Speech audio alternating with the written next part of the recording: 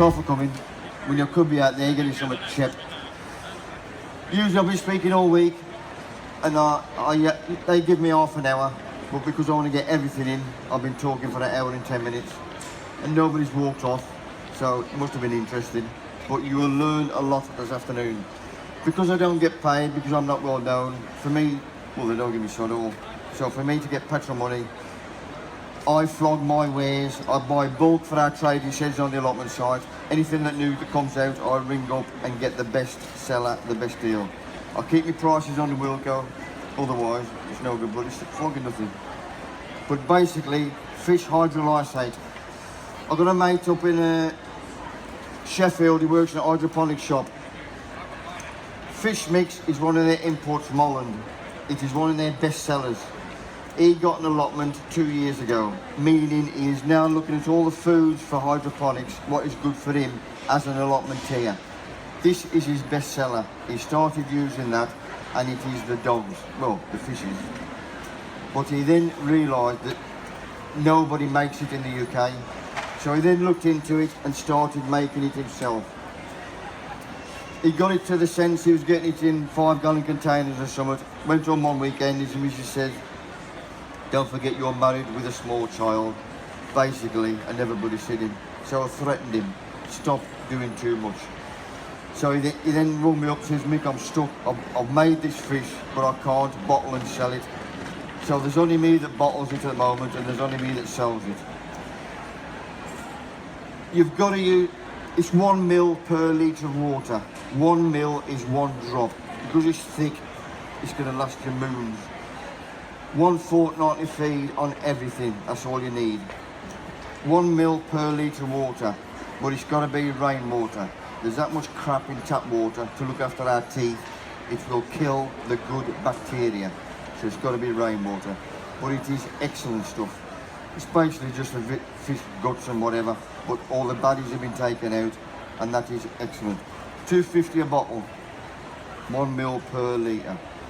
Another stuff he bought out, because he's a bit of a geek in the sense of compost teas, mycorrhizal fungi, bacteria and everything, which I'm getting into as well. He's got a mate who's got a beetle farm, and any muck except dog and cat has got properties in which other mucks haven't got. And he had a nose around his mate's beetle farm. Obviously he's a beetle for the pet industry. And he says, "Can I take some of that home?" He says, "You're bloody heavy, I want to get rid of it." So he sent that away to be analysed, and the goodies that are in there, well, that's how good it is. He now bags it up himself. That's only £1 a bag. You can either mix that with a full bag of multi-purpose compost, or if you've got anything growing, just sprinkle it around the outside of whatever's growing and then water it in. It is excellent stuff. Beetle frass, if you're posh, if you hate beetle crap. Composting, because I don't get my compost tea, my compost ready within a month. Well, it's now 3 weeks, and it's getting close now to 2 weeks. The National Veg Society, which I'm in, they was impressed with my composting methods, so they made a DVD. That's my dirty DVD. They made a DVD on it, and what's on there is composting, raised beds, no decultivation, plus you got the Nationals at Llangollen. I'm a £5 each. I speak proper on there and all. I tell people, watch it twice, digest, then get somebody for Christmas. So if you buy them, I make £1 each on them. Right, composting. 2 ways you can compost, heat or worms. I've got a mate who uses heat. He's got 2 bloody great bays, and he does get some heat out of them. We do have a trip down there on a coach, and he's got a metal bar sticking out, and he asks one person to put his hand on the end, and then he moves his hand down the bar. He gets halfway down that bar, any further he would burn his hand. That's just to show you the heat that's generated inside that heat. But the only thing we use in heat, you've got to turn it. It's the only middle that's cooking. He's loaded, he's got a little man with a digger, he turns it for him. He uses that then to top dress everything. Fruit trees, flowers, veg, the lot. I want to use worms, they do my digging. That's why they was invented. I ain't dug for 28 here, so I use worms for my composting. I started off with wooden pallets, 4 foot square. These were free, or I'm getting them cheap.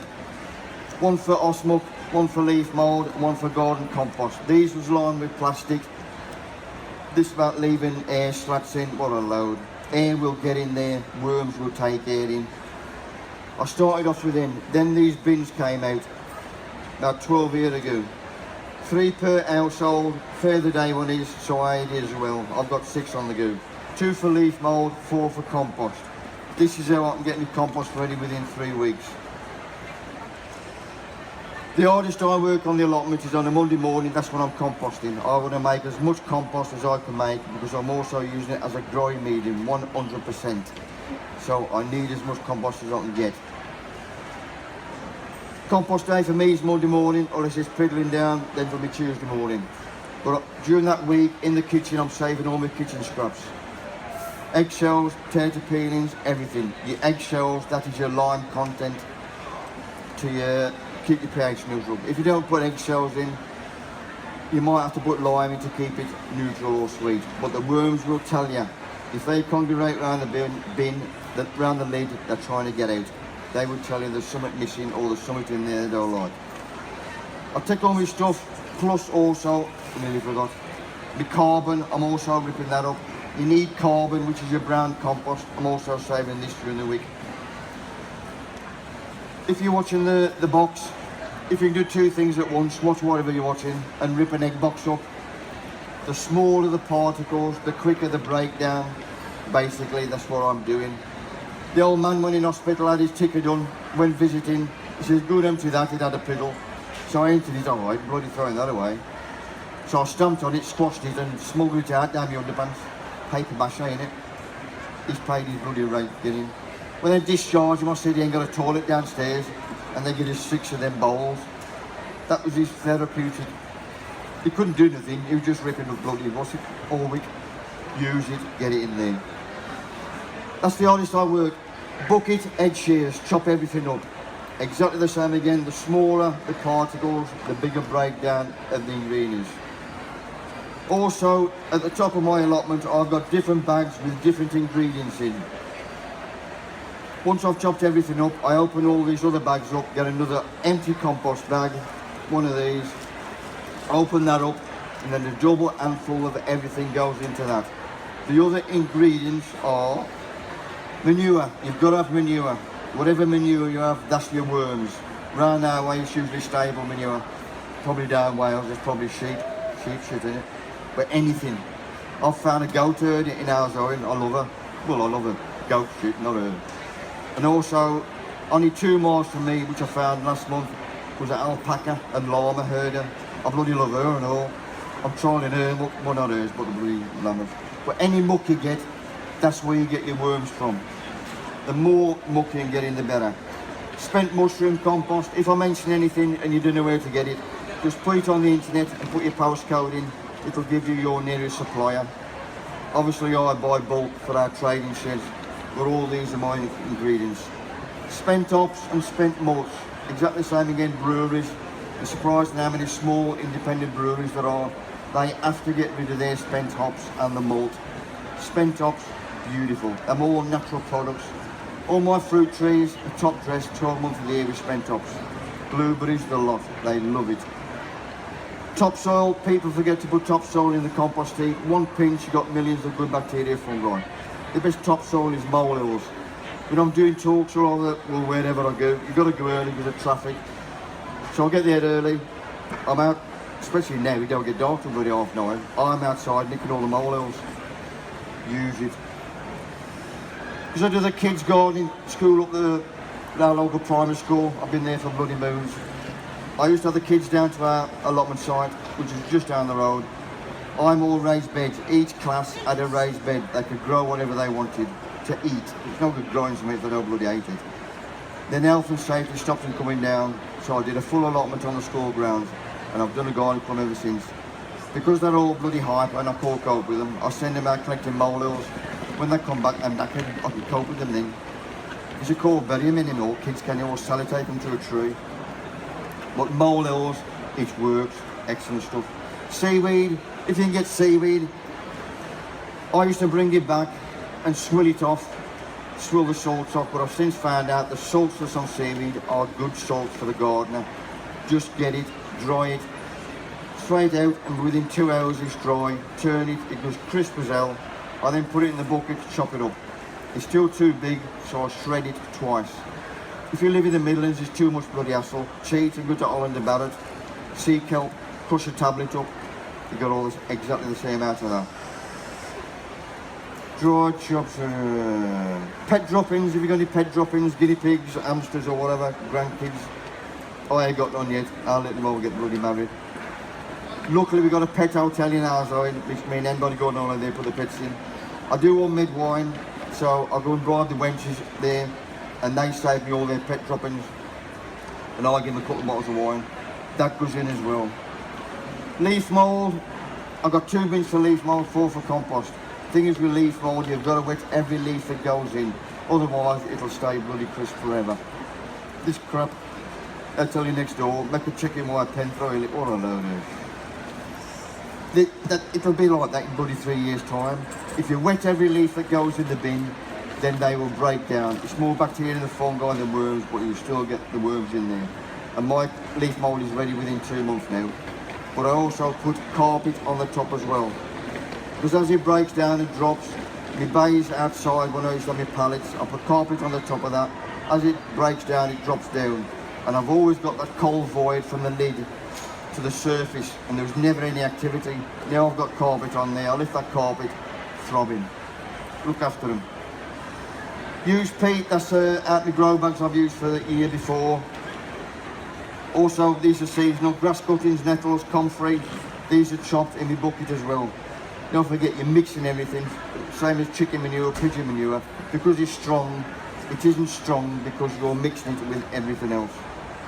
Soft wood cuttings, that was a new one last year because I get wood chip now on the allotment side for the pathways. After 2 days it dropped off and it was bloody brewing, steaming. I thought, bloody hell, that's good. But it's a natural product, it's common sense.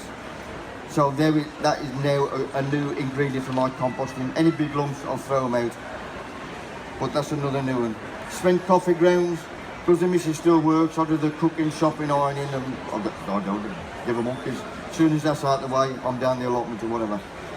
When I go shopping, I'm straight upstairs to the restaurant, see the wenches up there, and they've got me a bag of spent coffee rounds ready. Slugs and snails hate it. If you've got any asters, anything like that, put spent coffee grounds around it, and they go nowhere near it. If it piddles down, washes it right, put some more around. It's bloody free. All my raised beds are top dressed with spent coffee grounds once a year. Use it. Good activator for the compost heat.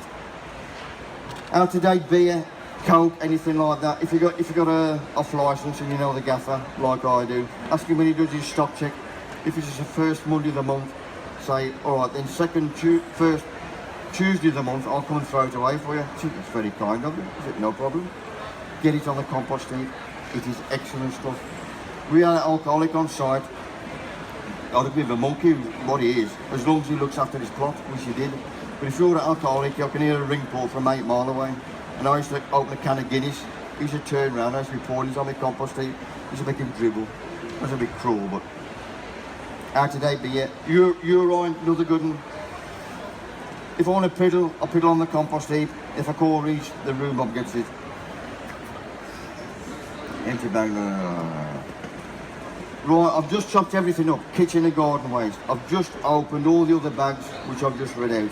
And then get another empty bag, and a double handful of everything goes in that bag. That is then mixed. I'm doing the work for the worms. There's nothing large in there. I'm mixing it for them. They ain't even got to mix it. All they got to do is go through it and multiply, which I'm going to do rapidly. All you got to do is keep them nice and warm and moist. I mix that up, then I go down to the bin. Because you've got a good ratio of carbon in there, the other one I do, or tea bags and all, I save them at home, dry them out, I empty them into me ripped up carbon. That's made of 30% plastic, so they will never break down. That was in the Sun newspaper, so it's got to be true. But because I want more carbon, shredded paper. Nothing coloured, nothing glossy. And the best one I've found, paperback books. Luckily for me, the missus hates gardening, but I love bloody reading. I always rip the back page out, so I do any ends anyway. Ideal. This paper is better than newspaper and it is better than computer paper. It is excellent. That's what I use now. 2-inch layer of what I just chopped in the compost bin, then more shredded paper, then water it. Then I'll do the same again until I've finished the lot. Oh, compost. Yeah, I thought I was going to say shit in there. I didn't dare say, did I? Carpet on the top. Keep the warmth and moisture in. Through trial and error, I do trial and error with everything. Last year it was a month. Now I've knocked it down to 3 weeks. I'm very close to knocking it down to 2 weeks through still trialing. Knocking it down from a month to 3 weeks was, we had the winds, usually February, March or something. I've still got to do a moisture check in me leaf mould bins. I took the lids off, did a moisture check, and a bit of carpet from next door had blown from their allotment and smacked up against the side of my bin. I thought, knowing my luck, if I leave that there, that's going to smack in one of my young fruit trees and knock them. So I just threw it in my bin until it was decent weather, then the council can have it.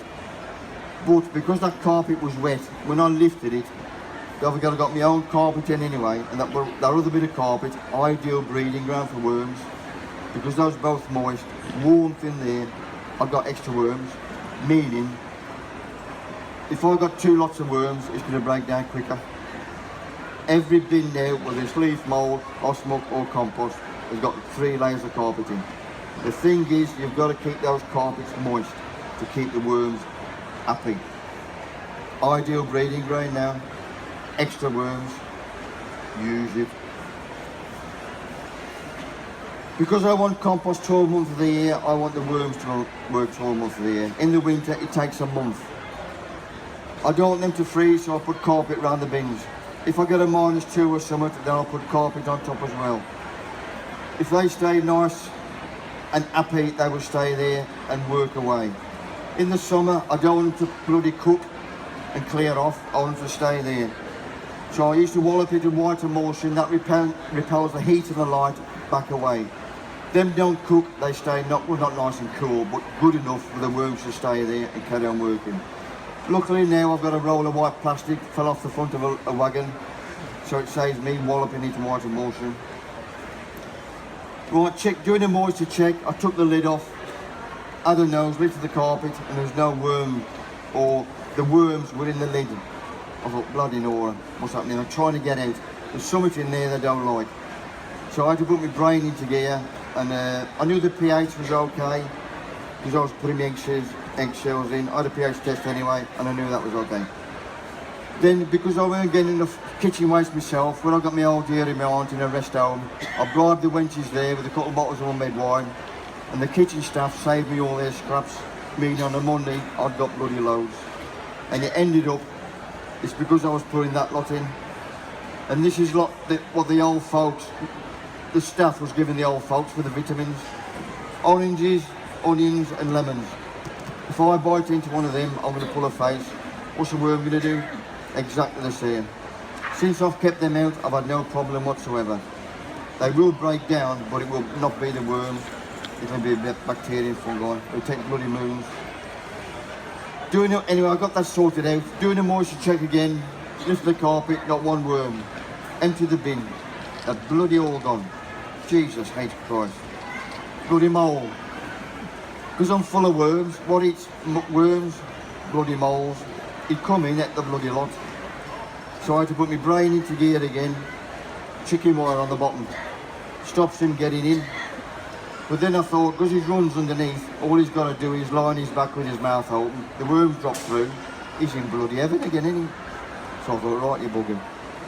I had to put my brain into gear again. Now when I've emptied the bin, I put 2 layers of straw in. As I start filling it with my chopped ingredients, compresses the straw. By the time that straw has broken down, my compost is ready and out. He don't get no worms. I've won. Right, compost, because I wanted to use my compost as a growing medium 100%. I knew the pH was good, but I wanted to know where the bacteria and fungi and all this comes. You can send your soil sample or whatever sample it is to different places to get the pH test. There's only one place, Stoke Laboratories in Hampshire, where they give you the fungal biomass and all this rubbish. That's what I wanted to find out. I rung them up, I knew there was 3 lab technicians there. I sent them my DVD and I said, if you can watch this at work, if you're not allowed to, take it home and watch it, so you know what ingredients I put in my compost. I also sent them a sample of my compost, test it. I asked them, I says, I want to use this as a growing medium 100%. Let me know what I've got to take out or add. When you come back, basically it's this lot. I'll just give you the good bits, the end bits. Bacterial activity was excellent, fungal activity excellent, fungal biomass, which was the main one, exceptional. Nothing to add, nothing to take out.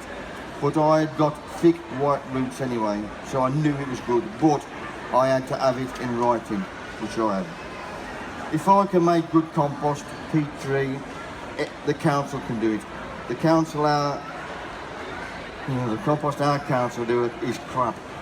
When I took the chairman's job and I've done the horticulture advisory council, luckily 2 weeks after we had a trip around our local recycling plant. We all jumped on the coach to get to the premises, bit of stuff with a microphone, does the spiel as I'm going around the couch. At the end it says, any questions? I said, yeah. How can you get away with calling it compost? Well, fell out of me straight away, I couldn't do a monkey. I said, it is rubbish. So I bought a bag and I've tried to grow, well, tomatoes will grow in anything and grow anywhere. They wouldn't grow in this, they wouldn't germinate. So then I got in touch with the Express Star, they did a letters page again and says, I was on Horticultural Advisory Council for Dudley. I'm advising people not to buy this compost. It is not compost. Although if a new gardener went in there, said £2 a bag, well that's some of that, start some seeds off, you wouldn't grow a bloody tap in it. And within 2 weeks I'd had Bromsgrove Council, his next council, I'd had about 30 letters of people saying good on you. They had that many complaints, they made them change the word from compost to top dressing or soil improver. It is rubbish. But if I can do it, which I can, then they can do it. Eric Pickles was at the time, he was the man in charge, this is about 12 years ago. I sent him a DVD, email, the bloody lot. I said I've got it, because he was being paid, well, him and his men, there's about 8 of them, 5 years, and 3 million to find an alternative to peat. I said I've got it. They're all natural, most of them are free. There's only 3 products I'm buying in, but he never even replied. Anyway, he said he won't. He's being paid for the next 5 years. Bloody common sense, isn't it? So now I've put in for Dragon's Den. I'm just waiting for good feedback off them. Oh crap. Compost tea, anybody do compost tea or heard of it? I'll go through it quickly. If you make good compost, you can then get more out of it. You can make your own compost tea, but it's got to be with an air brick or an air stone. Rainwater, not tap water. Again, tap water kill all the goodies. Basically, you make a tea bag out of it. If you do wine, you put your yeast in, that is your kickstart. If you do compost tea, that is the kickstart. Molasses, the sugars, that is your kickstart for your compost tea. If you don't make good compost, Symbio, flog it in bags. If anybody's interested, that's up here. They send the brewers and the air stone and everything. You're supposed to do it once a month. If I've got time, I'll do it. But basically, you brew it for 24 hours. And basically, the oxygen keeps the bacteria and fungi multiplying rapidly. It is excellent stuff. The best feed, natural feed you will ever get. Once you take the air or switch the power off, you've got to use it within 5 hours because slowly it deteriorates, start dying off. But I want to use it as a foliar spray, that's why it's in the tights, so there's no lumps in, but everything gets a foliar feed and then a soil drench. The Americans there, well, everybody's way ahead of us, horticulture gardening wise. That's how advanced the Americans are doing compost tea. 5 years ago we had our first compost tea seminar in the UK to get our farmers to use compost tea. All the, well, not all the farmers, but there's loads of farmers in the States now using it. Basically, after the second coating, you don't need no extra insecticide, anything. And after the second feed, you don't need any fertilisers. The money I'm saving is ideal. And then it's like organic stuff over here. Them flogging stuff that's been grown by using compost tea. And it's working. We're trying to get our lot into it now. Right, raised beds and no decultivation. I got into raised beds moons ago when I did my backing. I thought I was still 21, you dig half allotment in a day. No, you call, your bloody back will go. Exactly the same as my old man. He did his back in. Once your back goes, it'll go again. You get another tweak. So I thought, sod it, I want to make life easier. So now I'm all raised beds. That's what got me into raised beds. When I did it, I just getting timber from anywhere. And then the only good thing with health and safety for the gardener, scaffolding boards. You get a scaffolding board with a split in there, they can't use them. Since I've had raised beds on our site, 3/4 of our site are now raised beds. They've seen the difference in my produce and theirs. Especially now, if you put scaffolders on the internet and put your postcode, I only knew of 3, but there was 8 within a 5-mile radius. I rung them all up. I knew they've got to get rid of the scaffolding boards. I says, give me a price for a used 13-foot scaffolding board delivered. I says, I need it for raised beds. I'm ringing everybody else, so give me a best price. And I can now get a 13-foot, well, I'm bloody near enough new boards, 550 delivered. I have 80 boards at least every quarter. Another 2 years, all our allotment side will be raised beds. If you make them 4 foot wide, if you can reach the middle from either side, you never tread on it, meaning you don't compact it, you're never going to dig again. Worms do my digging. If I just took the last cauliflower out of a bed, I then top dress it with osmuck or compost. I water it, don't forget it's full of worms. I then cover it with a weed suppressant from Wilco. The worms will then do my digging. After 10 days, look on that, beautiful, Boston stuff. The hardest thing with raised beds is filling it. Exactly the same with my compost ingredients. Topsoil, spent tops, manure, spent mushroom compost, garden compost, leaf mould, bracken, wood chip, anything I'm going to get hold of. Soil in. But once they're all in, then that's the only time I use a fork. I'll mix that, give it a good soaking, exactly the same again, weed suppressant, and let nature do the digging for you. Then just top dress every time. There's only one, well, the advantage of raised beds, i.e. no bloody dig, if I'm 4 foot wide. Plus the soil warms up quicker, or your medium warms up quicker, meaning you can plant out earlier. There's no waterlogging because you've got the drainage, meaning that the soil's warmer. If it's waterlogging, it stays cold. Clubroot is prone to cold soil. Them down the bottom of our site where it levels off by the brook, they're not near enough permanently moist, but they're prone to clubroot. People now have got raised beds, very rarely get it because they dry out. That is the only disadvantage, that they dry out quick. I got round that 2 years ago. Whatever I'm going now with this gladioli, veg or whatever, I then, once it's come through, I top dress with straw. Where I get my osmuck from, for some reason, well they use straw anyway for the same with it, but for some reason they throw half bales of straw out. They go straight in the bloody boot. And I use that now. Layer of straw, water it. And that keeps the moisture and warmth in, keeps the weeds down, and it works. The missus works at the local primary school. I've got no choice. I've got to go on holiday for 2 weeks in August. What a time to go on bloody holiday for the gardener. I've got no choice. Somebody will water in my tunnel on the allotment. They ain't got time to do the beds, so that's left up to our mate upstairs. If you don't piddle on them, I've had it. Since I've started using straw, if we ain't had a good dollop of rain 2 days before, the day before I'll soak everything. And when I come back, exactly the same in the greenhouse with my tomatoes. That is strawed now as well. And when I come back, I lift the straw, 1.5 inches, it is moist. It works. Exactly the same in the greenhouse. Getting our little into the watering, nobody can water like you want to water. And my tomatoes were bloody limp and not, Jesus. So now I straw them as well. And I've tried it while I'm at home, but I've tried it to last that 2 weeks and it works. I give him a good soaking and then I just leave it. If he's still standing upright, he's telling you he's okay. It's like potting on, starting from seedlings. When they go limp, he tells you he wants a bloody drink. But these tomatoes are still standing up after 2 weeks. Exactly the same again, I lifted the straw and it is still moist 2 inches down. Straw works, looking after the moisture. Mycorrhizal fungi, I got into that a couple of years ago. It is excellent stuff. Before I used to make my own leaf mould, I used to cheat, go to the forest and the wood and nick all the leaf mould. Now apparently you call nick it. Well, I just go bloody night. Well, I don't know, I make my own. But I used to nick the leaf mould. and behind was white fibrous roots. That is mycorrhizal fungi. That is nature working away. Because if I remember earlier on, now I start a compost bin, 2 foot of straw first, and then put my ingredients in. That's the straw out of the bottom of the compost bin when I've emptied my bin. There is my own mycorrhizal fungi.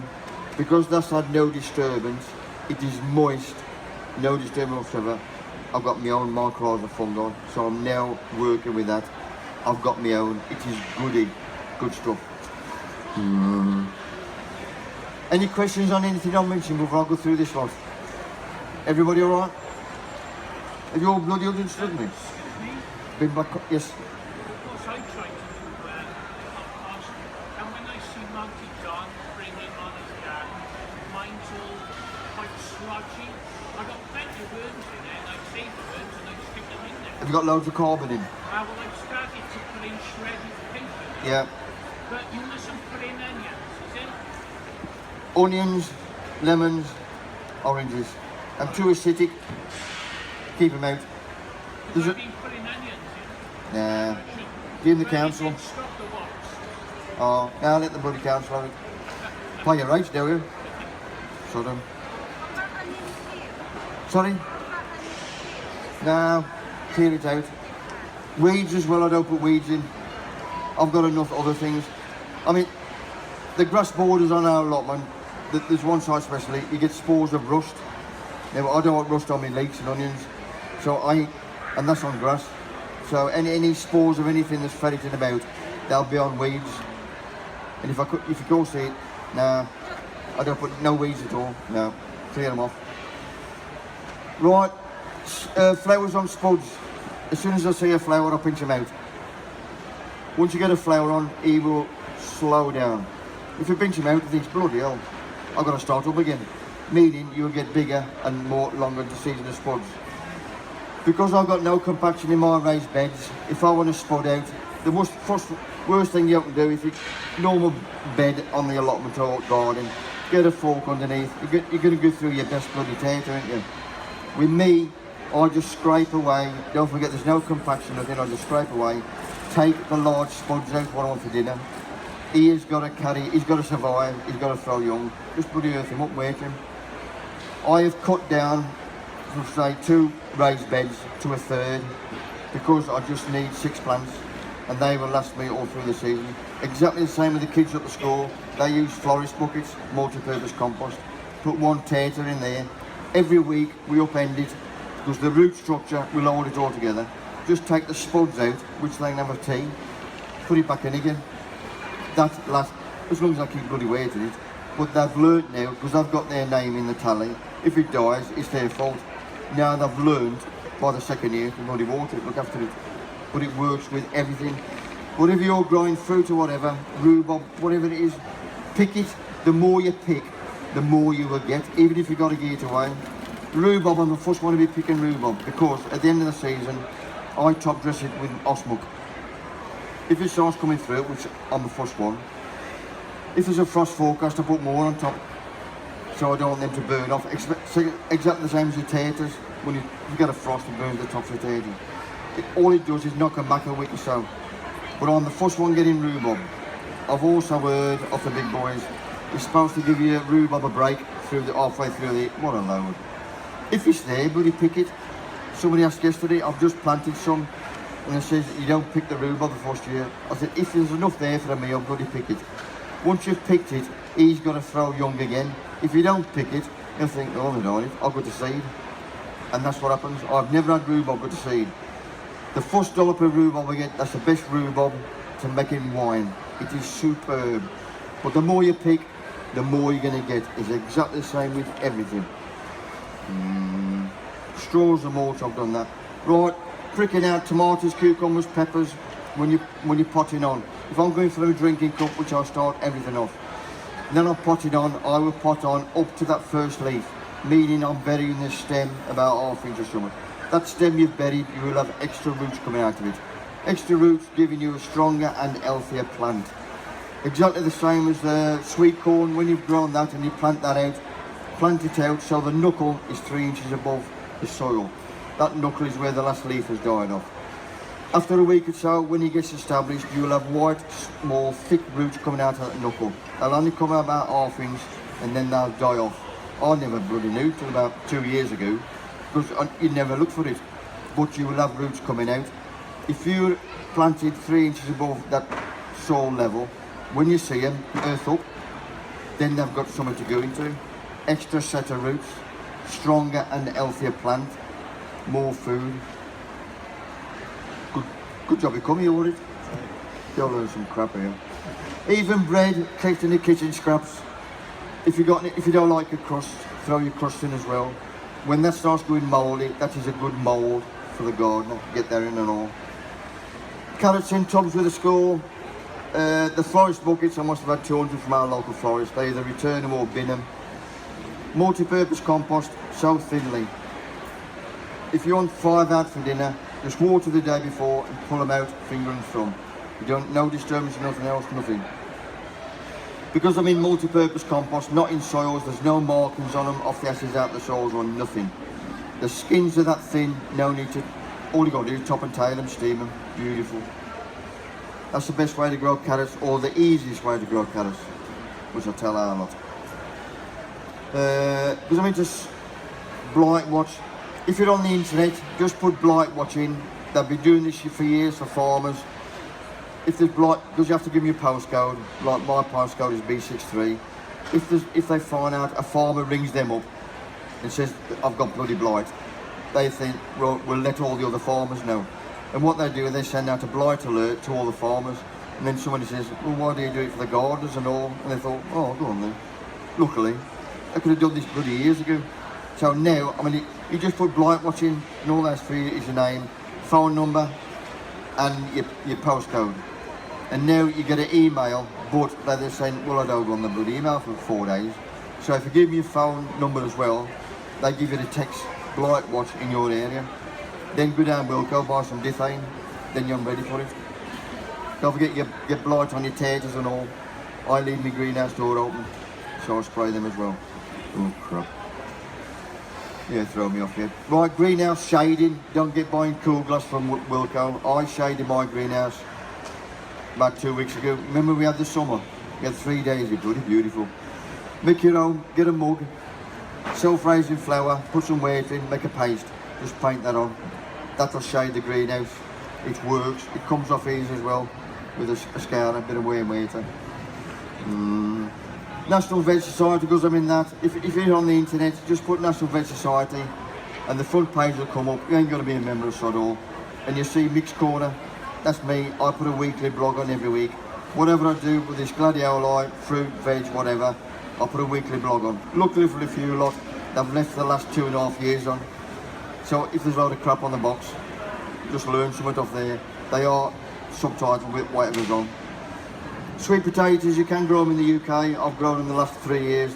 The first year was a bit crap, but I didn't give up. I still looked into it. Because they're like a nice warm climate. They've got to be in a raised bed. Either a raised bed or a bucket. Because they grow vertical. If you put your fork through a normal tater, it's going to go through a bloody sweet tater if they grow like that. So it's got to be a raised bed.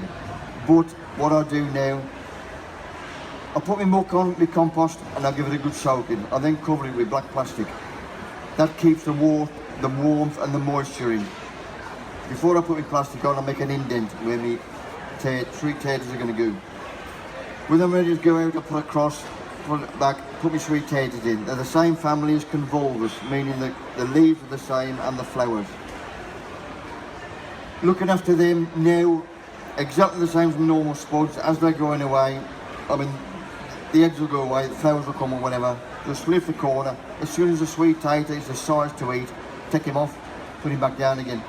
I started waste exactly the same with the other taters. Pull the bloody lot up. You might get 3 spuds off. If you leave him, just take the spuds off you want. He's got to survive.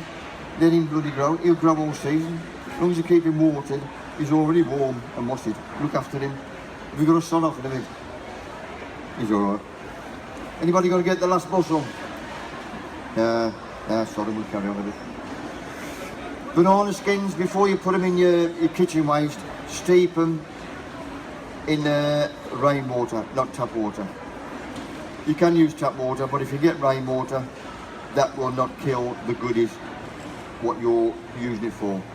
Steep it for 24 hours. I potash feed, I use that on all my house plants. Then bung it in the kitchen scraps. Worms, I want worms in my garden to look after me, because when they burrow down, worm burrows, that is how oxygen and rain gets in. As rain droplets go through, it takes oxygen down to the roots. Because my compost has got lumps in it, more so than multi-purpose compost, my lumps hang on to moisture, warmth and oxygen, which is what I want. That's why I get better root structures, whatever. I'm knocking it down to 2 weeks. I better knock it on the end. Anybody got any questions before we clear off? Anybody learned anything? I hope everybody have. Don't forget, anybody wants any hydrolyzed fish, beetle crap, it's only £1, or a dirty DVD. On there, composting, raised beds, no dig, plus the Nationals at London. I'm on your £5. Watch twice, digest, then get some money for Christmas. That's it, girls. You got a question? No? Good man. See you later.